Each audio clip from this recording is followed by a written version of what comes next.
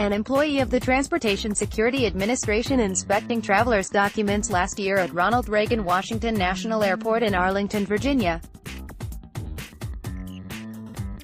CreditMichael Reynolds, European Pressphoto Agency, Washington. The Transportation Security Administration has created a new secret watch list to monitor people who may be targeted as potential threats at airport checkpoints simply because they have swatted away security screeners' hands or otherwise appeared unruly. A 5-page directive obtained by the New York Times said actions that pose physical danger to security screeners, or other contact that the agency described as offensive and without legal justification, could land travelers on the watch list, which was created in February. And is also known as a 95 list. An intent to injure or cause physical pain is not required, nor is an actual physical injury, according to the directive that was issued in March by Darby LaJoy, the agency's assistant administrator for security operations.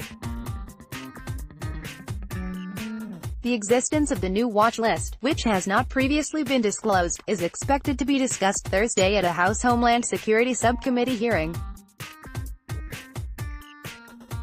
So far, the names of fewer than 50 people have been put on the watch list, said Kelly Wheaton, a TSA Deputy Chief Counsel.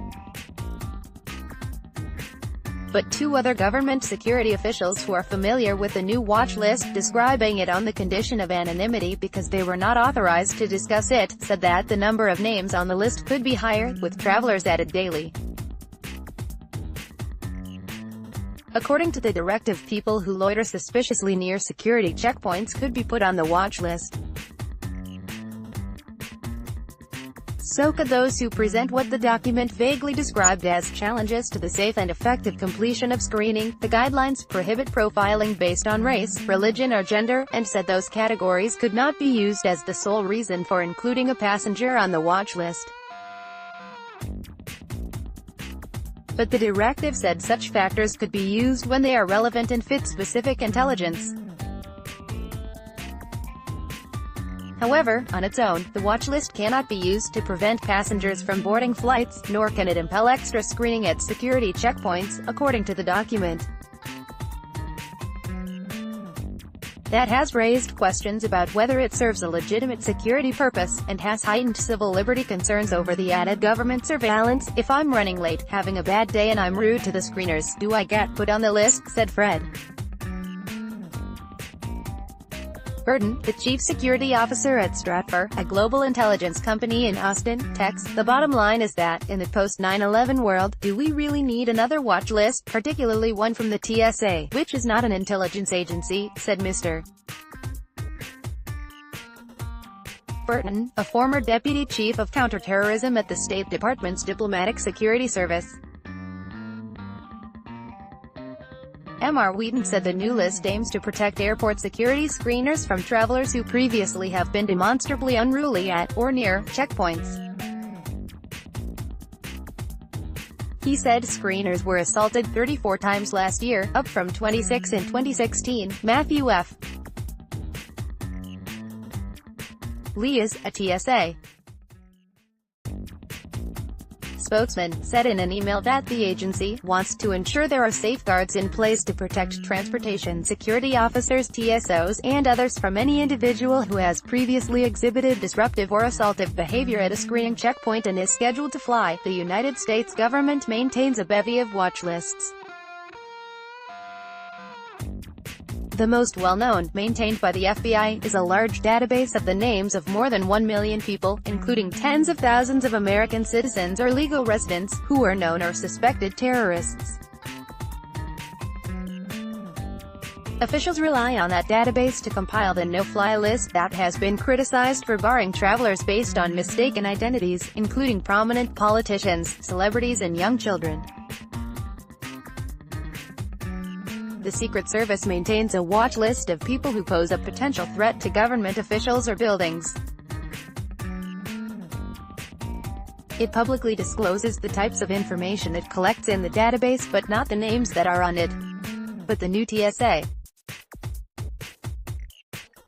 database, according to people familiar with it, includes travelers who have simply had a verbal altercation with security officers or have taken other actions that the agency said interferes in the screening process. Civil liberties groups said that makes it even more likely that individuals who do not pose a threat to airports or planes will be swept up in the United States Homeland Security system, while people on the list are not necessarily subject to additional scrutiny. It seems likely that agents would single them out for additional attention, and there is no way to get off the list, said Faiza Patel, a director of the Liberty and National Security Program at New York University's Brennan Center for Justice. She said that because the watch list will be shared with other law enforcement agencies, it will be difficult to control the consequences. Federal security directors, top TSA security officials at airports and top air marshal supervisors can nominate individuals to be put on the watch list. Only the TSA administrator, his deputy and the top 2 officials at the agency's Office of Intelligence and Analysis may add or remove people from the database. The directive obtained by the Times does not specify how members of the public can appeal being included on the list. Government watchdogs have long criticized such watch lists, especially after evidence concluding that as high as 35% of the names that are designated for inclusion are either outdated or added without adequate factual basis. Individuals are denied any meaningful way to correct errors and clear their names. In recent years, the government has established rules that are intended to prevent intelligence agencies from keeping secretive, open-ended watch lists based on suspicions that are ultimately unfounded. The TSA security operations have long been criticized for targeting racial and religious minorities for extra screening. A number of African American women have said screeners have searched their hair, even after the agency said the practice was halted. Most recently, the agency apologized to Navdeep Bains, Canada's Minister of Innovation, Science and Economic Development, after he was repeatedly asked by screeners at the Detroit Metropolitan Airport to remove his turban. Mr. Bains, who was in the United States to deliver a speech, is a Sikh whose religion requires him to wear a turban.